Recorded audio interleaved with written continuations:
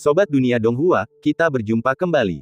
Tanpa berlama-lama mari kita lanjutkan ceritanya. Selamat mendengarkan dan selamat berimajinasi. Kembang api di mata Ye Chu padam, seekor elang hitam membentangkan sayapnya dan berteriak ketakutan, spanduk-spanduk yang meledak mengaduk angin dan salju, dan puisi-puisi di atasnya tampak akan berubah menjadi naga hitam.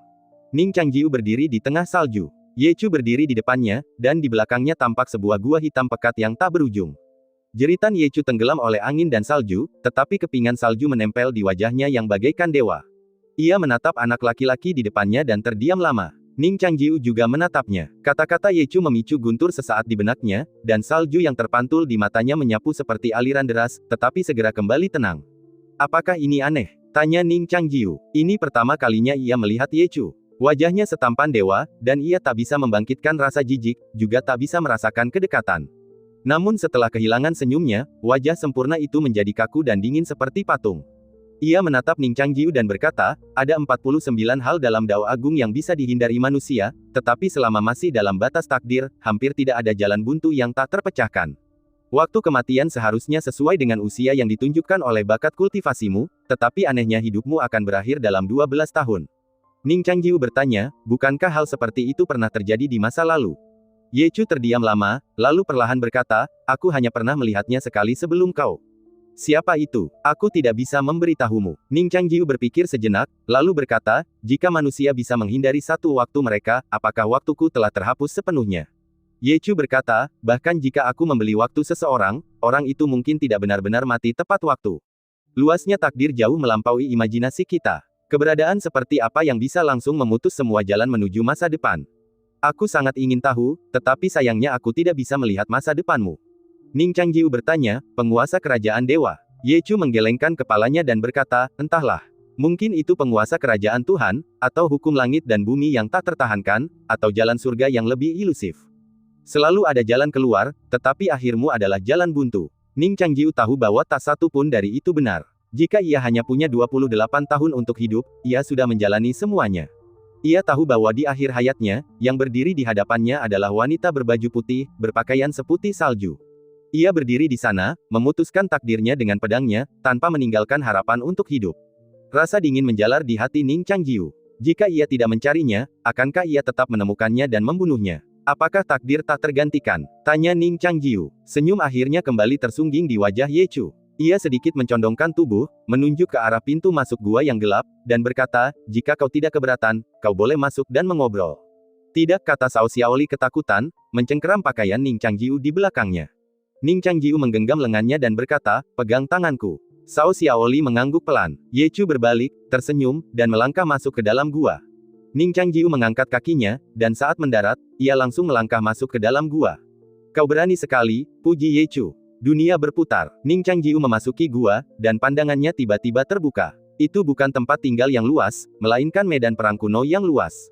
Beberapa bendera hitam legam berkibar miring di hamparan luas itu. Api unggun masih menyala terang di tanah yang beku, dan tanahnya tertutup tanah yang dibajak dan puing-puing yang runtuh. Salju masih turun sesekali dari langit. Di baliknya, sebuah dinding batu tampak menjulang, meskipun sebagian besar telah runtuh. Apakah ini ilusi? Ning Changjiu tidak percaya gua itu bisa menampung ruang seluas itu. Pandangannya tertuju ke tengahnya. Di sana berdiri sebuah bangunan besar yang menjulang tinggi, menjulang bak pedang, meskipun strukturnya jauh lebih kompleks. Lengan-lengan unikon kayu menjulur dari inti mekanis yang kompleks, menggambarkan pergerakan bintang-bintang. Setiap bangunan tampak saling terhubung, menjulang ke atas membentuk menara yang runcing dan miring, seolah menunjuk ke suatu titik di langit. Di sekelilingnya, 64 heksagram, yang terdiri dari garis-garis yin dan yang, tersusun rapi. Ye Chu berjalan di depan, ia memandangi bangunan yang luar biasa rumit itu, seolah sedang melihat karyanya yang paling membanggakan, senyum di matanya semakin cerah. Apakah ini mesin? Tanya Ning Changjiu. Ye Chu menuntunnya melewati salju dan berjalan ke depan bangunan megah yang besar itu. Ini takdir. Ye Chu berkata sambil tersenyum, lalu bertanya balik, menurutmu apa itu takdir? Ning Changjiu tidak menjawab. Ye Chu tertawa dalam hati, takdir juga merupakan waktu dalam arti tertentu. Setiap orang telah melangkah di garis waktu yang terus berubah sejak lahir. Titik-titik terpenting dalam takdir orang biasa tak lain adalah kelahiran, pernikahan, pasang surut karir, memiliki anak, dan akhirnya kematian. Bagi para pertapa, tak lain adalah kelahiran, latihan, menembus setiap ranah utama, pernikahan, dan kematian. Inilah titik-titik yang benar-benar penting dalam takdir. Ribuan tahun yang lalu, 4 pilar dan 8 karakter kuno, Ziwei Dousu, dan metode perhitungan lainnya juga bertujuan untuk mendekati lintasan dan garis besar takdir sejati. Ye Chu berkata, dan tiba-tiba tertawa, kapan tanggal dan waktu lahirmu? Ning Changjiu menjawab, aku tidak punya ayah atau ibu. Aku tidak ingat. Ye Chu menatap gadis kecil di sampingnya dan bertanya sambil tersenyum, bagaimana denganmu? Cao Xiaoli melirik Ning Changjiu dengan gugup. Ning Changjiu mengangguk pelan, dan perlahan berkata, tahun ke-723 kalender kota, tanggal 26 Juli pukul 23.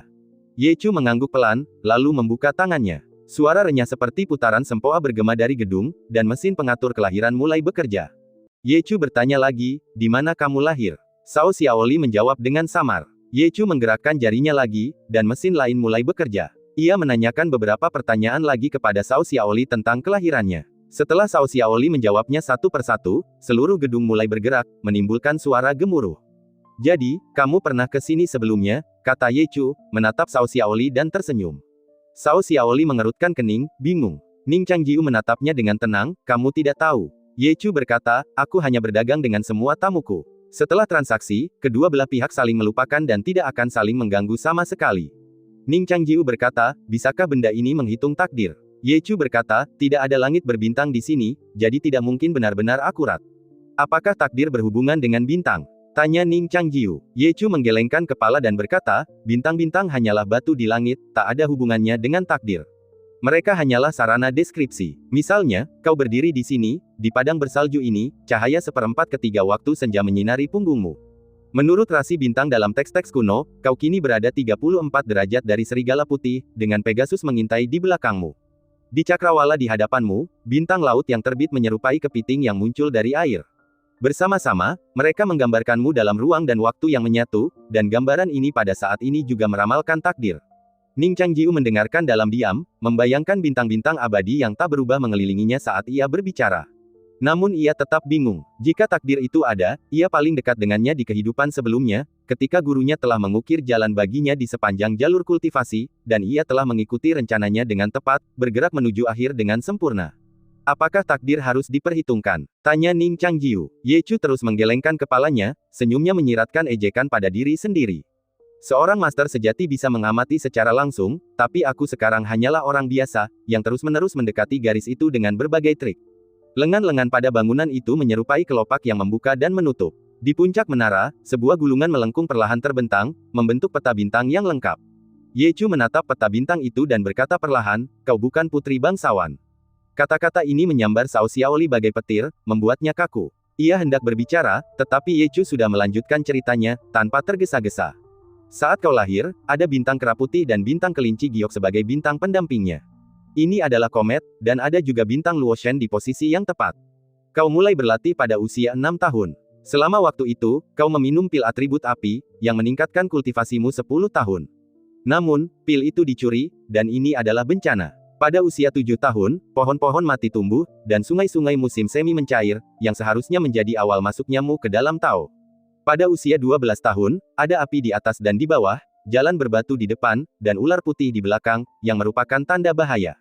Pada usia 15 tahun, malapetaka kedua, bintang-bintang di dekatnya meredup, yang seharusnya menjadi kematian kerabat. Pada usia 17 tahun, sangat buruk, sulit untuk bertahan hidup dari malapetaka kematian. Petik 2. Cao Xiaoli menatap punggungnya. Semua instruksi di lempeng bintang itu sangat cocok dengan takdirnya. Kata-katanya terdengar seperti nyanyian roh jahat, membuat orang berkeringat deras. Tak tahan lagi, Cao Xiaoli berteriak, apa maksudmu dengan kesulitan bertahan hidup? Aku hidup dengan baik. Ye Chu tersenyum tipis. Meskipun ia tidak ingat, ia tahu betul bahwa gadis kecil ini datang kepadanya untuk mengubah nasibnya, dan ia telah menemukan secercah harapan untuknya dari banyak bencana fatal.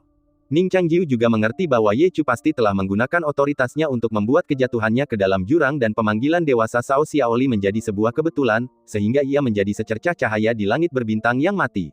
Dua garis yang tak pernah berpotongan itu saling bersentuhan. Mengapa kau menceritakan semua ini kepada kami? Tanya Ning Changjiu. Ye Chu tersenyum dan berkata, orang terakhir dengan takdir sepertimu jauh lebih kuat daripada dirimu, tetapi dia tetap tak bisa lolos dari kematian. Jadi, jika memungkinkan, aku ingin menganalisis takdirmu secara detail. Ning Changjiu menggelengkan kepalanya sedikit, aku benar-benar tidak tahu tanggal lahirku.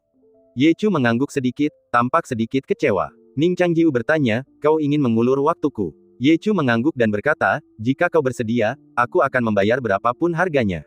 Jika kau tidak mau, aku tidak bisa memaksamu. Ning Changjiu bertanya, mengapa aku tidak bisa memaksamu? Ye Chu tersenyum dan berkata, karena kau menyimpan rahasia besar, dan aku tidak akan pernah menindak seseorang yang menyimpan rahasia besar. Aku takut akan hal yang tidak diketahui. Menghitung takdir didasarkan pada rasa takut akan hal yang tidak diketahui itu. Ning Changjiu bertanya, apakah takdirku tidak bisa diubah? Ye Chu berkata, takdir juga merupakan sebab dan akibat. Semua sebab memiliki dampak terhadap akibat, tetapi dampak itu ada batasnya. Ia berada di dalam kerucut cahaya. Apapun penyebabnya, semua akibat berada di dalam kerucut takdir. Ning Changjiu bertanya, bagaimana caraku keluar dari kerucut cahaya? Ye Chu tersenyum dan berkata, melampaui cahaya.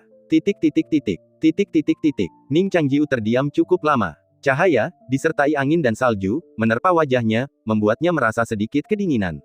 Ning Changjiu bertanya, lalu mengapa kau mengulur waktu? Ye Chu berkata, aku tidak mengulur waktu. Aku sedang mengumpulkan otoritas yang tersebar. Ning Changjiu mengerutkan kening. Otoritas siapa? Ye Chu tersenyum tetapi tidak menjawab. Ning Changjiu bertanya, dewa tanpa kepala. Ekspresi Ye Chu sedikit berubah. Apa lagi yang kau ketahui? Ning Changjiu juga tidak menjawab. Apakah kau butuh bantuanku? Kau benar-benar pintar, Ye Chu tersenyum dan mengangguk. Kuharap kau bisa membantuku membunuh seseorang. Ning Changjiu bertanya lagi, apa hadiahnya? Ye Chu berkata, aku bisa memberimu banyak waktu. Waktu ini mungkin tidak berguna untukmu, tapi bisa menyelamatkan gadis kecil di sampingmu ini. Cao Xiaoli sebelumnya tidak mengerti apa yang mereka bicarakan, tetapi sekarang ia akhirnya punya kesempatan untuk berbicara. Siapa yang ingin kau selamatkan? Ia tidak tahu ia telah memberikan begitu banyak waktunya, tetapi ia diam-diam berpikir, jika pihak lain benar-benar memiliki kekuatan magis ini, akan sangat bagus jika bisa memperpanjang hidupnya. Meskipun ia menolak secara lisan, bosnya tidak akan benar-benar setuju, kan? Ia melirik Ning Changjiu dengan gugup, tetapi terlalu malu untuk berbicara. Ning Changjiu bertanya, siapa yang ingin kau bunuh? Ye Chu menatap matanya dan berkata, Si Ming. Ning Changjiu tampak sedikit bingung. Ye Chu bertanya sambil tersenyum, kau sungguh istimewa, kenapa dia tidak keluar menemuimu?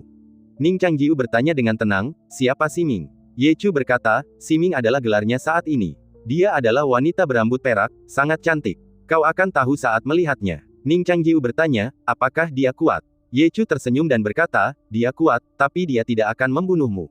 Ning Changjiu bertanya, kenapa? Ye Chu berkata, karena kita hanya punya satu tujuan.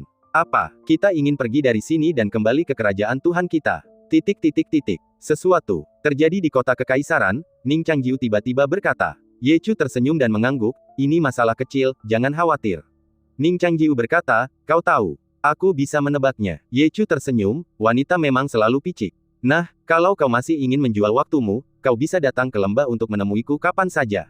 Ning Changjiu bertanya, setelah aku pergi, apakah aku akan melupakan semuanya di sini? Ye Chu menjawab, aku akan memastikan kau mengingat beberapa hal. Bagaimana denganmu? Ning Changjiu bertanya balik. Ye Chu tersenyum dan berkata, tentu saja, sama seperti para tamu. Ning Changjiu mengangguk. Ye Chu berkata, ayam di pedangmu yang patah itu juga tidak akan mengingat apa yang kita katakan. Ning Changjiu sedikit mengernyit. Setelah terdiam lama, penguasa bulu darah mengira ia telah mendengar rahasia besar dunia ini. Tepat saat ia diam-diam merasa senang, ia tiba-tiba mendengar kata-kata Ye Chu dan menyadari bahwa kehadirannya telah lama diketahuinya. Kaulah ayamnya, teriak penguasa bulu darah dengan marah. Di medan perang kuno ini, angin dan salju semakin kencang, seperti tirai salju tebal yang jatuh dari langit. Raut wajah Ye Chu tiba-tiba memudar. Ning Changjiu tahu ini adalah cara untuk mengantarnya pergi. Ia berjalan kembali, mengikuti arah salju yang tebal. Dunia berputar. Ning Changjiu melangkah keluar dari gua, dan kegelapan menyelimuti di belakangnya. Elang hitam itu tetap berdiri di tengah salju. Waktu seakan berlalu selamanya, dan lapisan salju putih telah menutupi kepalanya. Elang hitam itu membentangkan sayapnya. Ning Changjiu mengerutkan kening, menyadari bahwa ia telah melupakan semua yang terjadi di dalam gua. Ia melirik ke belakang dalam-dalam, lalu meraih pergelangan tangan Cao Xiaoli dan melangkah ke punggung elang hitam itu. Cao Xiaoli juga tampak linglung. Sayap elang hitam itu terbentang, benderanya berkibar, dan salju memenuhi udara. Elang hitam itu membawa mereka keluar dari lembah, dan kata-kata, tahun baru telah berakhir di tengah suara petasan, lenyap dari pandangan dalam sekejap mata. Sialan, apa yang baru saja terjadi? Kepalaku sakit. Penguasa bulu darah melompat dengan marah ke dalam pedang patah itu, menutupi kepalanya dengan sayapnya dan melesat ke sana kemari. Ning Changjiu tidak mengatakan apa-apa. Cao Xiaoli menatapnya, ingin menanyakan sesuatu, tetapi Ning Changjiu memberi isyarat untuk membungkamnya. Elang hitam terbang tinggi di atas pegunungan bersalju dan lembah-lembah yang dalam, membubung tinggi di atas celah gunung. Dalam pandangannya, lembah itu, hutan pedang, muncul kembali, bergelombang dalam penglihatannya. Dari punggung elang, langit putih bersih menjulang tinggi tak terhingga, dan dunia lembah yang bergelombang tampak luas tak terhingga, gradasi warnanya berubah-ubah, membentang hingga tak terbatas. Black Hawk membawa mereka langsung menuju kota Broken Boundary.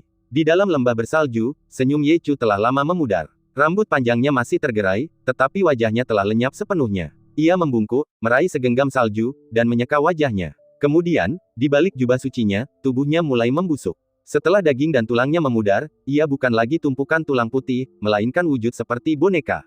Berdiri di bawah struktur mekanis kayu yang besar, ia tampak seperti badut yang menyedihkan. Ia duduk di salju, menatap langit, tetapi tak dapat melihat surga. Black Hawk mendarat. Ning Changjiu dan Cao Xiaoli turun dari punggung elang. Elang hitam itu mengedipkan mata merahnya di balik jubah, mengepakkan sayap, dan menghilang bersama embusan angin. Ning Changjiu menepis salju dari bahunya dan berkata dalam hati, apakah kau ingat? Setelah beberapa saat, roh kitab suci pedang menjawab, iya. Hati Ning Changjiu sedikit tenang, dan ia berkata, mulai. Roh kitab suci pedang perlahan menceritakan kembali peristiwa-peristiwa di medan perang kuno. Ning Changjiu mendengarkan dalam diam, ekspresinya tenang meskipun jantungnya sesekali berdebar kencang. Mereka tidak berjalan jauh sebelum kembali ke ngarai biru besi. Monster-monster di sepanjang jalan sebagian besar telah dibasmi, jadi mereka bergerak cepat, tiba di luar kota alam rusak dalam sekejap. Roh kitab suci pedang telah menyelesaikan ceritanya tentang apa yang telah terjadi. Hanya itu, tanya Ning Changjiu.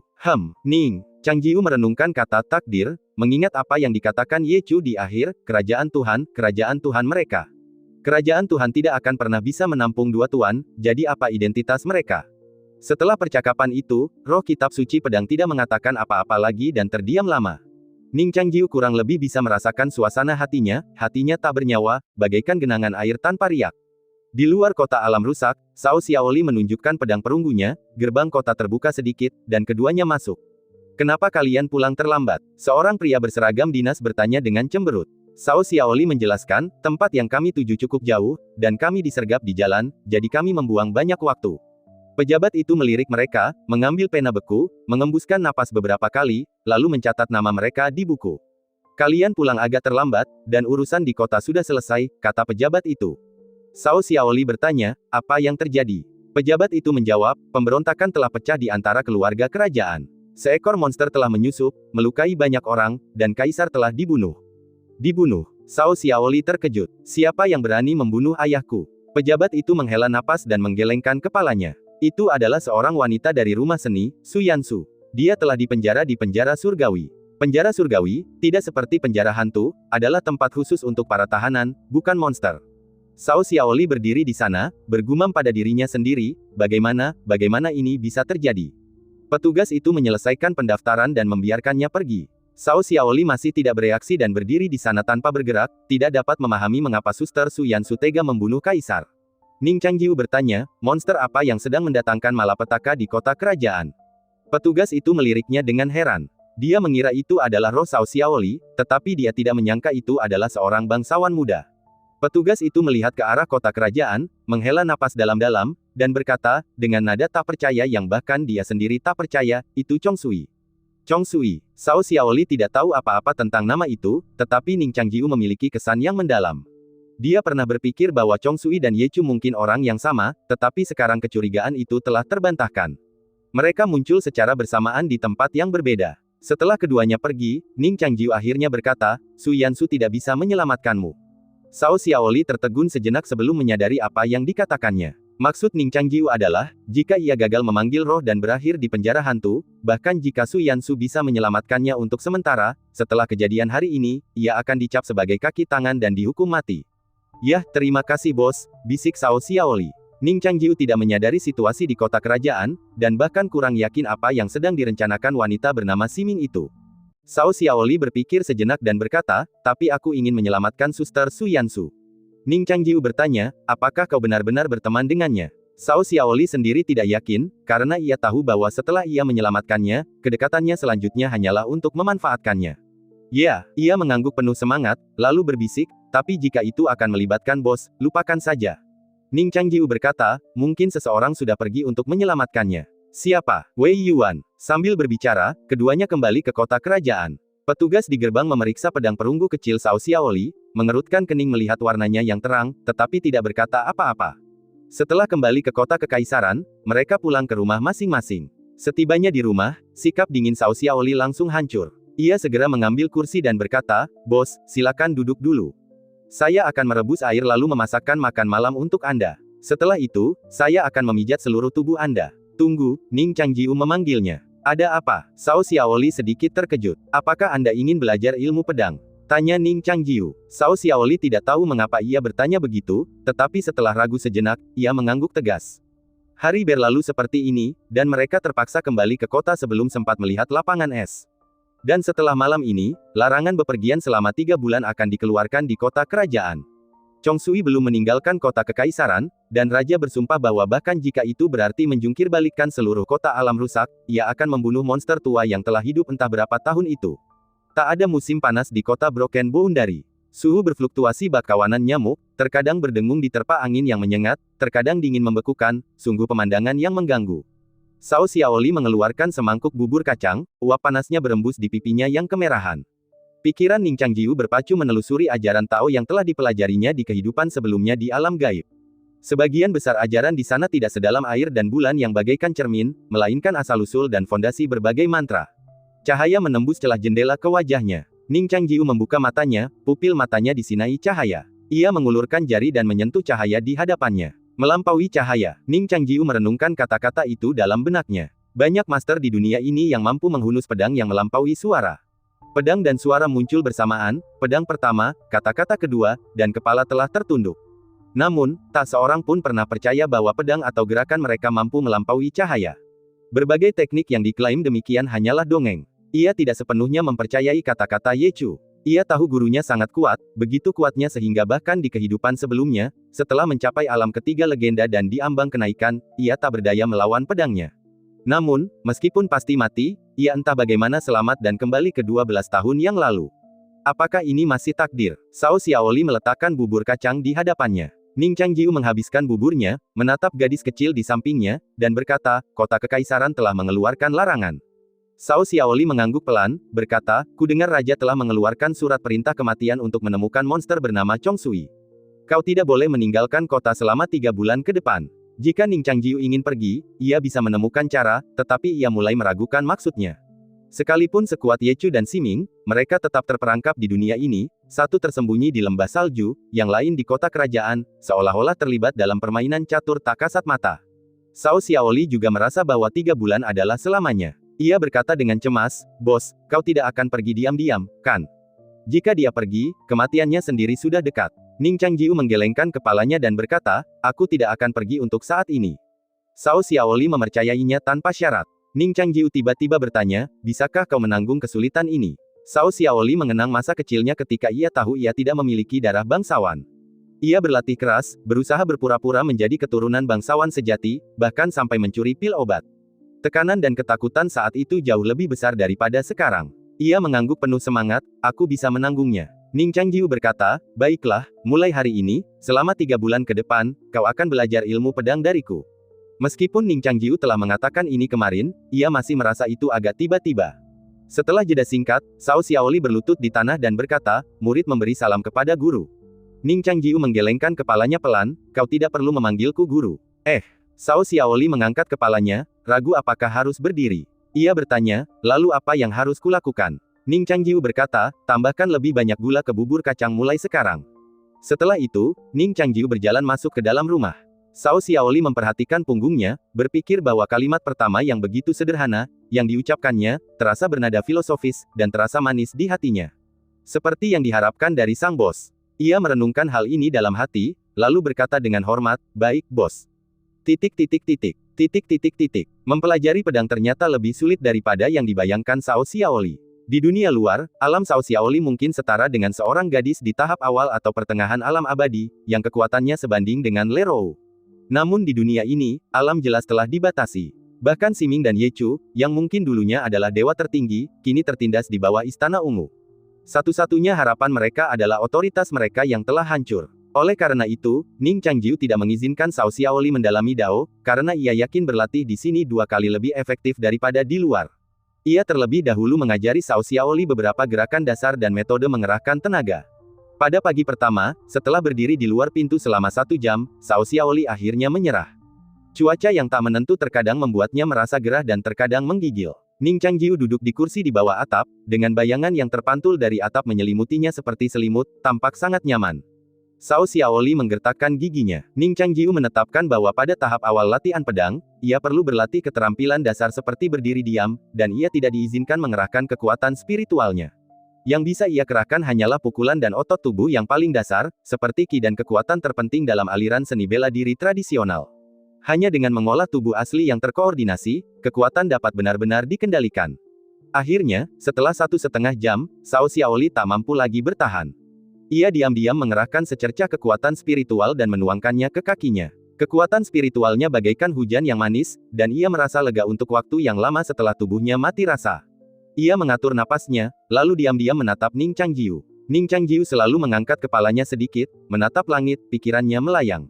Cao Xiaoli merasa sedikit lebih tenang. Setelah berdiri selama 2 jam, 1 pagi telah berlalu. Cao Xiaoli memeluk pinggangnya dan berteriak beberapa kali. Ia terhuyung-huyung ke kursi Ning Changjiu dan bertanya, "Bos, kapan Anda bisa mengajari saya ilmu pedang?" Ning Changjiu berkata, "Ketika Anda bisa berdiri dengan jujur selama 2 jam, saya akan mengajari Anda." Pipi Cao Xiaoli sedikit memerah, berpikir bahwa ia tidak bisa menyembunyikannya dari bos, tetapi ia benar-benar lelah, jadi ia tidak mengatakan apa-apa dan berkata, "Saya mengerti." Ning Changjiu juga berpikir bahwa kepribadiannya masih terlalu santai dan ia tidak bisa menjadi guru yang tegas. Jika itu Lu Jiajia, ia mungkin sudah dimarahi dan dihukum sekarang. Ini berlangsung selama beberapa hari. Ketertarikan Cao Xiaoli pada ilmu pedang perlahan terkikis oleh hari-hari membosankan yang ia jalani tanpa bergerak. Ia takut jika menyerah di tengah jalan, ia akan membuat bosnya marah. Namun, ia ingin sesekali serius, tetapi pahanya yang sangat pegal tak mampu bertahan selama 2 jam. Ia mengeluhkan ketegasan bosnya dalam hati, berpikir bahwa ini adalah hal-hal yang dipraktikkan di balai-balai seni bela diri rakyat jelata. Sungguh sia-sia dan murahan bagi seorang gadis agung dari keluarga kerajaan untuk berlatih ini. Cao Xiaoli sedang berlatih kuda-kuda karena bosan. Tiba-tiba, ketika ia mengangkat kepalanya, tatapannya yang semula acuh tak acuh tiba-tiba membeku. Sosok bosnya menghilang dari kursi di bawah atap. Ia sudah terbiasa dengan bos yang duduk di sini sepanjang hari akhir-akhir ini. Pada saat ini, ia tiba-tiba menghilang, dan jantung Cao Xiaoli tiba-tiba berdebar kencang. Mungkinkah ia tidak menyukainya dan melarikan diri sendirian? Pikiran itu baru saja terlintas di benaknya ketika ia merasakan secercah bahaya di dekat pelipisnya. Di sudut pandangannya, sebuah kepalan tangan mengepal dengan cepat, anginnya menusuk pelipisnya dengan rasa sakit yang tumpul. Seseorang menyerang. Cao Xiaoli tanpa sadar mencoba mengerahkan kekuatan spiritualnya untuk membalas, tetapi kecepatan lawan terlalu tinggi. Sebelum kekuatan spiritualnya sempat mengalir, tangan orang itu mendarat di kepalanya. Tubuh Cao Xiaoli terhuyung ke samping, dan ia jatuh ke rumput. Ia berteriak, memegangi kepalanya. Sakit. Ning Changjiu menarik tangannya, mendesah, dan berkata, "Aku tidak menyentuhmu sama sekali." Cao Xiaoli tertegun sejenak sebelum melepaskan tangannya dari kepala. Ia masih merasakan sakit tumpul di tempat telapak tangannya menutupi kepalanya, tetapi itu bukan rasa sakit sungguhan, melainkan rasa sakit bayangan, seperti pukulan Ning Changjiu yang seolah mengenai kepalanya, tetapi tidak menyentuhnya. Hanya kekuatan imajinernya yang membuatnya jatuh. "Bos!" Cao Xiaoli tahu apa yang sedang terjadi, tetapi amarah gadis kecil itu meledak, dan ia berteriak, "Kenapa kau memukulku?" Ning Changjiu berkata, "Aku tidak menggunakan kekuatan spiritual apapun dalam pukulan itu, dan aku tidak memukulmu, tapi kau malah jatuh.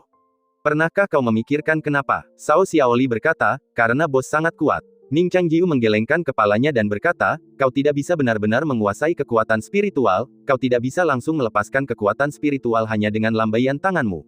Butuh waktu untuk memobilisasi kekuatan spiritual di lautan Qi dan memancar ke seluruh tubuh. Meskipun waktu ini singkat, bisa berakibat fatal dalam pertarungan antar master, terutama para pembunuh. Namun di kota kerajaan Broken Boundary City, kau tidak akan bertemu pembunuh, apalagi pencuri, jadi waktu singkat ini tidak akan memengaruhimu di hari biasa. Namun di luar kota, kau sudah berjaga-jaga, selalu berjaga-jaga. Lagi pula, monster-monster itu tidak berlevel tinggi, jadi kau tidak akan disergap." Ning Changjiu terdiam sejenak, lalu melanjutkan, "Tapi kalau tiba-tiba ada yang menyerangmu, apa yang akan kau lakukan?" Cao Xiaoli membuka mulutnya, berpikir, selain bos, siapa lagi yang begitu membosankan? Ia menghindarinya dengan ragu, entahlah. Ning Changjiu melanjutkan, "Saat ini, satu-satunya yang bisa menyelamatkanmu adalah tubuh fisikmu, dan tubuhmu saat ini akan runtuh hanya setelah 2 pukulan. Sekalipun level lawan jauh lebih rendah darimu, mereka pasti akan mengalahkanmu jika mereka menekanmu. Kalah. Cao Xiaoli secara naluriah mencengkeram dadanya, tetapi pemahaman yang lebih dalam muncul di benaknya. Ning Changjiu menatap matanya dan mendesah, kau mungkin berpikir ini sia-sia, tapi pernahkah kau berpikir bahwa suatu hari nanti aku akan pergi, dan bagaimana kau akan bertahan hidup setelahnya? Pikiran Cao Xiaoli yang sebelumnya kabur tiba-tiba terasa jelas, seolah-olah seberkas cahaya tiba-tiba masuk. Tiba-tiba, punggungnya tegak lurus. Ia menatap Ning Changjiu dan bertanya, apa kau benar-benar akan pergi? Ya, lalu apa yang harus kulakukan? Kau harus menjadi lebih kuat dari Perdana Menteri, lebih kuat dari Raja, lebih kuat dari siapapun, untuk bertahan hidup, kata Ning Changjiu, kebenarannya yang sederhana. Baru kemudian Cao Xiaoli menyadari apa yang terjadi. Jadi inilah alasan bos ingin mengajariku ilmu pedang. Tubuhnya gemetar saat ia bangkit dari rerumputan dan bertanya, bos, kau tidak ingin aku mati, kan? Ning Changjiu berhenti sejenak dan bersenandung. Hati Cao Xiaoli menghangat dan air mata memenuhi matanya. Ia berpikir bahwa memasak untuk bos akhir-akhir ini dan bekerja seperti budak tidaklah sia-sia. Bos memang tersentuh olehnya, dan dialah yang sebenarnya bodoh dan tidak tahu apa-apa.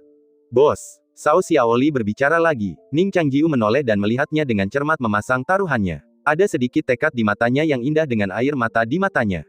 Ning Changjiu tersenyum lega. Setengah jam kemudian, Cao Xiaoli masih tidak bisa bertahan. Ia telah mengemudi terlalu lama sebelumnya, dan rasa lelah yang menumpuk di tubuhnya akhirnya dengan kejam mengalahkan keyakinan dan emosinya, tetapi Ning Changjiu tidak berkata apa-apa.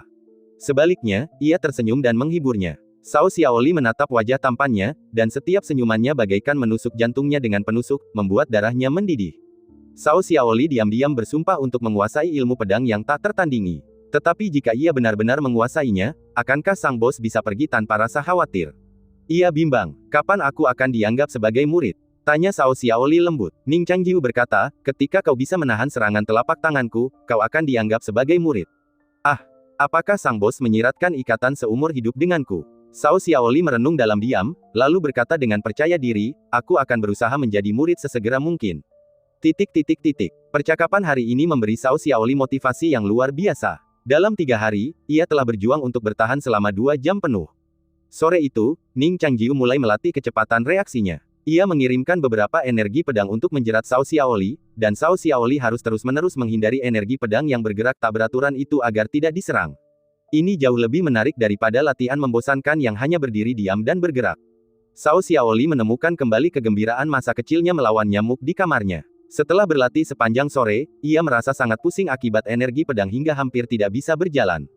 Saat malam tiba, Ning Changjiu datang ke kamarnya seperti biasa, menariknya keluar dari selimut, memanggil Gagak Emas, dan diam-diam merawatnya hingga pulih. Tubuh gadis itu semakin hangat dari hari ke hari tanpa disadarinya. Setelah menyembuhkannya, Ning Changjiu tidak mau bermalas-malasan, karena ia juga perlu berkultivasi. Ye Chu, Siming, dan Chong Sui, yang bersembunyi di kegelapan, semuanya adalah musuh yang kuat dan menakutkan. Jika kultivasinya tetap stagnan, jika kota alam rusak runtuh, ia akan terjebak di bawah tembok yang berbahaya, tidak dapat menjamin keselamatannya sendiri. Maka, seiring berlalunya malam, ia diam-diam akan pergi ke luar kota untuk membunuh monster-monster yang bisa dimurnikan menjadi ramuan untuk meningkatkan kultivasinya. Dalam waktu kurang dari setengah bulan, ia hampir memusnahkan ular-ular api di ngarai yang dalam. Bahkan penguasa bulu darah yang dominan pun tak tahan lagi dan mulai mengajarinya tentang tidak menghabiskan semua ikan. Menghabiskan kolam untuk menangkap semua ikan. Ning Changjiu tersenyum. Aku pernah dengar tentang membunuh ayam untuk mendapatkan telurnya. Penguasa bulu darah, yang dijuluki ayam kepala merah oleh Ning Changjiu, langsung terdiam. Ning Changjiu bukanlah orang yang menghabiskan semua ikan. Ia telah lama menyadari bahwa ular-ular api ini bukanlah ular sungguhan, melainkan roh api yang berasal dari magma bawah tanah. Di bawah sisik mereka bukanlah daging dan darah, melainkan magma yang mendidih. Hei, Paman Ning, kau sudah membunuh mereka, kenapa kau tidak memberiku sebagian jiwa mereka? Penguasa bulu darah berpikir bahwa karena persuasi tidak ada gunanya, tidak apa-apa untuk memberikan dirinya bagian, kan? Ning Changjiu hanya memetik beberapa secara acak dan memberikannya kepadanya. Penguasa bulu darah mengutuk Ning Changjiu karena pelit, tetapi ia tetap melahap makanan itu dengan lahap. Meskipun dunia ini kekurangan energi spiritual, kekayaan energi spiritual tetap ada di dalam makhluk-makhluknya. Ning Changjiu, yang mengolah energi ini untuk keuntungannya sendiri, bahkan berhasil menangkap sebagian kekuatan magis bawaan mereka yang masih tersisa. Ning Changjiu terus menjelajah semakin jauh, tiba di hutan mati tempat ia pertama kali bertemu Black Hawk. Pohon-pohon kelabu yang layu berdiri seperti mayat beku dalam kegelapan. Ning Changjiu meletakkan tangannya di pohon-pohon itu. Pohon-pohon bertahan berabad-abad dengan susah payah, dan energi spiritual mereka meresap ke dalam batangnya, berakar sama dalam. Lebih jauh lagi, roh pohon berbeda dari manusia. Meskipun mereka memiliki asal-usul yang sama, asal-usul mereka sangat bertolak belakang. Orang biasa yang ingin melahap mereka sama saja tidak akan mengunyah batu seperti memasukkannya ke dalam mulut mereka. Namun hal ini tidak membuat Ning Changjiu gentar. Jari-jarinya, yang menempel di batang pohon, sedikit menekuk, terbenam ke dalam kayu. Mengapa kau tidak mengampuni mayat-mayat itu? Bloodfeather Lord mendesah, mengamati pohon-pohon yang sudah pucat dan tampak sekarat. Ning Changjiu mencibir, tentu saja kau tak bisa melihatnya dengan mata julingmu. Kematian pohon-pohon yang berpura-pura tak bisa menipunya. Meskipun umumnya berwarna abu-abu mati, itu bukan karena mereka sekarat atau sudah mati. Sebaliknya, batang-batang mereka yang bengkok dan terbuka masih lebat dan lebat. Hanya saja, dalam semangat menipu mereka untuk berpura-pura mati, mereka belum menumbuhkan daun-daun yang selama ini mereka tipu. Ning Changjiu menancapkan jari-jarinya ke dalam kayu abu-abu dan melepaskan teknik Tao yang sama yang ia gunakan pada hari pertamanya di kota kekaisaran untuk menyerap kekuatan Ning Qinsui. Teknik ini, yang tampaknya jahat, sangat brutal. Teknik itu menyatukan telapak tangannya dengan pohon, menyamarkan dirinya sebagai ranting dan dedaunan yang membutuhkan nutrisi, lalu membujuk energi roh kayu ke dalam tubuhnya. Ia kemudian menggunakan teknik penyembunyian napas, menyembunyikan kehadirannya agar pohon-pohon tidak langsung merasakan tipuan itu dan menolak tubuhnya. Ning Changjiu memanfaatkan waktu yang telah ia peroleh, menggunakan energi spiritualnya sebagai api dan tubuhnya sebagai tungku untuk memurnikan energi roh kayu yang telah dibujuk menjadi energinya sendiri. Penguasa bulu darah menatap dengan takjub, hawa dingin mengalir di nadinya, bertanya-tanya apakah ia akan pernah ditipu dan dibunuh. Segala sesuatu di hutan kayu kelabu terbentang seperti angin musim semi, hujan yang lembut. Ning Changjiu telah menguras setengah energi spiritual dari setiap pohon, mengubahnya untuk dirinya sendiri. Seluruh hutan tampak semakin tak bernyawa, dan tidak diketahui berapa tahun yang dibutuhkan untuk pulih. Penguasa bulu darah memperkirakan secara kasar bahwa dengan kecepatan Tuan Ning saat ini, mimpi buruk makhluk-makhluk es akan dimulai dalam waktu kurang dari 2 minggu. Itu membuktikan bahwa penguasa bulu darah telah sangat meremehkan Ning Changjiu. 3 hari kemudian, Ning Changjiu berdiri di dataran es, dengan tenang menatap hamparan salju yang tak terbatas. Ia melirik bendera kota batas rusak, yang tertancap tak jauh darinya, merasa seperti seorang raja yang sedang memeriksa wilayahnya. Penguasa bulu darah pun merasakan hal yang sama, tak kuasa menahan diri untuk berkata, sang putri telah datang untuk berpatroli di wilayahnya. Ning Changjiu mengabaikannya. Ia melirik ke belakangnya, dunia yang tadinya gersang secara spiritual kini tampak semakin suram dan sunyi. Namun, ketika larangan kota alam rusak dicabut, sebagian besar hal di sini pasti sudah kembali seperti semula, hanya menyisakan sedikit jejak serangan. Maka, pada malam yang tak dikenal ini, Ning Changjiu, sendirian, melangkah menuju dataran bersalju yang akhirnya ia capai setelah 700 tahun menjelajahi kota alam rusak. Dataran bersalju itu masih asli, tanpa jejak orang asing. Ning Changjiu menjejakkan kaki pertamanya. Itu sebuah langkah kecil. Ia menghitung waktu saat ia melangkah semakin dalam ke dataran es. Angin bertiup kencang bagai pisau, dan seolah tak ada kehidupan asing di dataran bersalju yang sunyi ini. Demikian pula, bahkan dengan mata pedangnya yang bersinar penuh, ia tak dapat melihat ujung dataran es, seolah perjalanan ini hanyalah perjalanan yang hampa dan tak berarti. Mari kita berhenti di sini. Fajar semakin dekat, dan Ning Changjiu tak punya banyak waktu untuk menjelajahi dataran bersalju. Yang terpenting, ia merasakan ketakutan yang samar. Ketakutan ini, tidak seperti bahaya, tidak memiliki sumber yang spesifik. Ia tiba-tiba mengerti bahwa inilah yang Ye Chu bicarakan, ketakutan akan hal yang tidak diketahui. Jadi, apakah ia juga takut pada dunia ini? Ia menatap sejenak, hingga cahaya pertama bersinar menembus langit yang rapuh dan sebening kaca. Ia berbalik, melepaskan pedang hitam pemberian Siming, dan terbang kembali menuju kota Broken Boundary. 2 minggu terakhir sangat bermanfaat bagi penyerapan energi spiritual dan latihan fisiknya. Ning Changjiu bahkan merasakan ritme waktu yang halus saat ia melintasi ngarai, beresonansi dengan hati daunnya. Jika sebuah berkah mencapai pikirannya, setiap ritme akan memurnikan alam daunnya. Ia percaya tak lama lagi ia akan dapat meningkatkan kemurnian dan intensitas kekuatan spiritualnya ke puncak alam panjang umur. Namun, ia tidak merasakan sukacita. Siang dan malam berganti, dan jejak kaki di dataran bersalju terasa begitu sepi. Ketika Cao Xiaoli terbangun, Ning Changjiu sedang duduk di bawah atap halaman, seolah-olah ia tak pernah pergi. Cao Xiaoli merasa tidurnya semakin nyenyak. Malam ini, ia bahkan menendang selimutnya karena merasa agak kepanasan, sebuah tindakan yang membuatnya khawatir. Ia masih perjaka, dan ia tak bisa membiarkan pria manapun tanpa sengaja memperhatikannya. Cao Xiaoli tidak pernah tahu atau merasa sakit, jadi ia bertanya-tanya apakah rasa dinginnya yang membaik itu karena latihan bela dirinya. Maka ia berlatih lebih giat setiap hari. Seperti biasa, awalnya memang sulit. Setelah mengatasi rasa sakit dan kelelahan awal, Cao Xiaoli menjadi mahir dalam teknik tersebut. Ia kini bisa menghindari energi pedang Ning Changjiu dengan gerakan kakinya yang santai, mengelak dan menghindar untuk waktu yang lama. Ning Changjiu kemudian mulai mengajarkan ilmu pedang sejatinya. Apa nama teknik pedang ini? Cao Xiaoli mengikuti formula mental Ning Changjiu, menyalurkan ki-nya beberapa kali, dan menyadari bahwa teknik itu benar-benar berbeda dari teknik pedang ilahi Beiming yang pernah ia pelajari sebelumnya. Teknik pedang ini sangat halus dan beragam kehalusannya, namun luar biasa agungnya, bagaikan seekor naga yang muncul dari pegunungan. Ning Changjiu berkata, namanya Kitab Suci Pedang Amanat Surgawi. Aku akan mengajarkanmu bagian pertamanya. Ini adalah satu-satunya teknik pedang yang dipelajari Ning Changjiu secara sistematis dengan menghadiri kelas setiap hari. Meskipun tidak dapat menandingi puncak ilmu pedang sejati, teknik ini merupakan tingkat keahlian yang bahkan tak tertandingi oleh 10 pedang ilahi Beiming. Cao Xiaoli bertanya, apakah ada jilid berikutnya? Ning Changjiu berkata, aku akan mengajarkanmu setelah kau menyelesaikan bagian pertama. Cao Xiaoli berkata dengan cemas, tapi aku baru mempelajari beberapa jurus saja. Kalaupun aku hanya mempelajarinya secara garis besar, setidaknya butuh 1 atau 2 tahun untuk menguasainya, kan? Ning Changjiu mengangguk. Cao Xiaoli bertanya ragu-ragu, berapa lama waktu yang kau butuhkan untuk mempelajari teknik pedang ini? Cao Xiaoli segera menyesali pertanyaan ini. Ning Changjiu merenung sejenak dan menjawab, 3 jam. Petik 2 petik 2. Cao Xiaoli merasa itu tak masuk akal, tetapi ia tahu bahwa bosnya tidak berbohong. Ia menepuk dadanya dan berkata lemah, bos, aku akan berkonsentrasi berlatih pedang. Di halaman, angin pedang berdesir, dan Cao Xiaoli menari-nari membentuk lingkaran cahaya. Energi pedang seputih salju menyapu tanah. Meskipun tampak berkilau, namun sungguh indah. Sebulan berlalu dalam sekejap mata. Selama bulan ini, Ning Changjiu melancarkan banyak serangan telapak tangan palsu. Awalnya, Cao Xiaoli jatuh ke tanah karena kekuatan imajinernya sendiri, tetapi kemudian ia mampu berdiri tegak, tetapi ia tidak dapat menemukan cara untuk mematahkannya. Seperti yang dikatakan Ning Changjiu, ini harus bergantung pada reaksi tubuh fisiknya.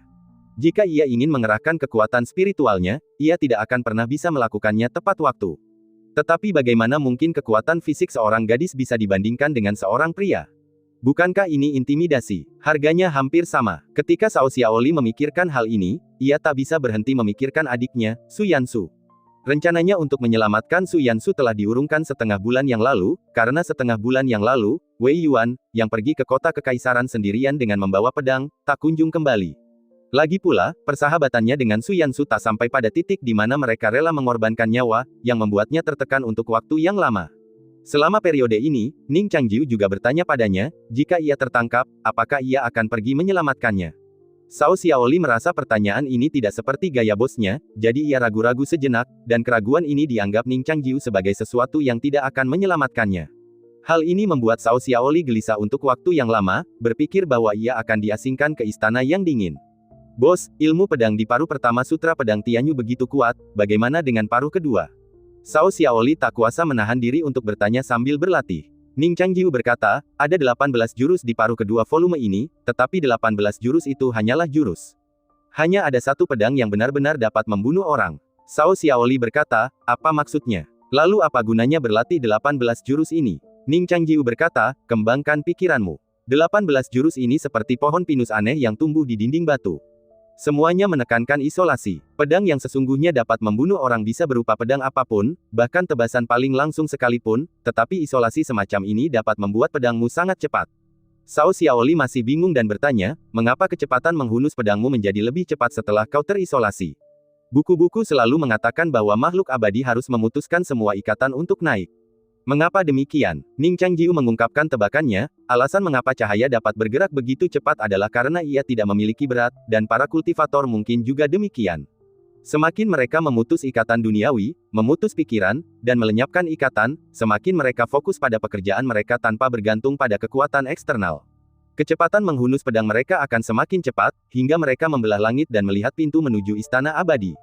Cao Xiaoli mendengarkan dengan saksama dan merasa itu sangat masuk akal. Ia bahkan semakin terpesona oleh istana abadi yang ia gambarkan.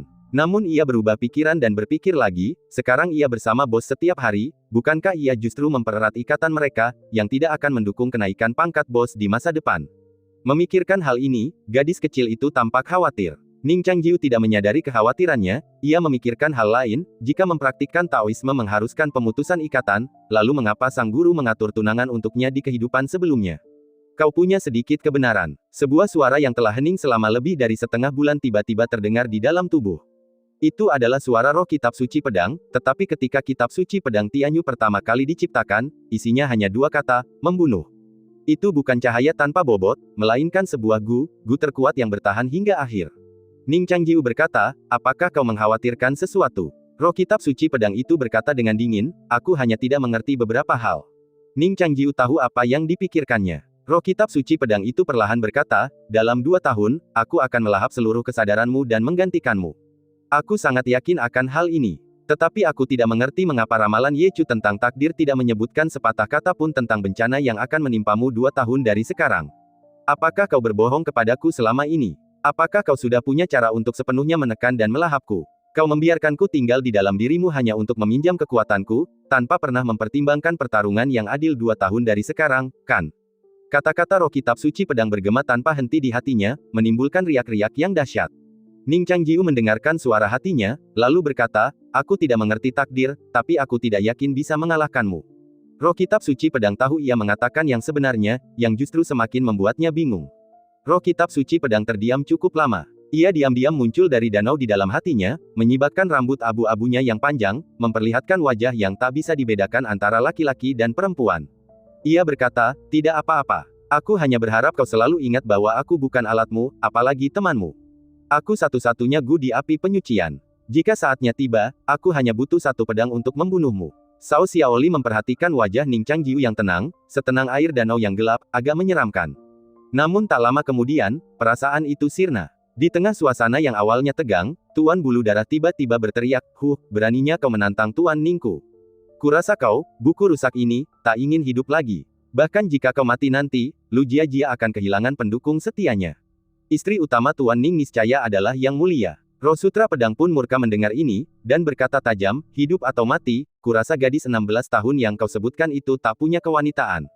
Tuan Bulu Darah berkata, apa hubungannya denganmu, apakah dia punya kewanitaan atau tidak?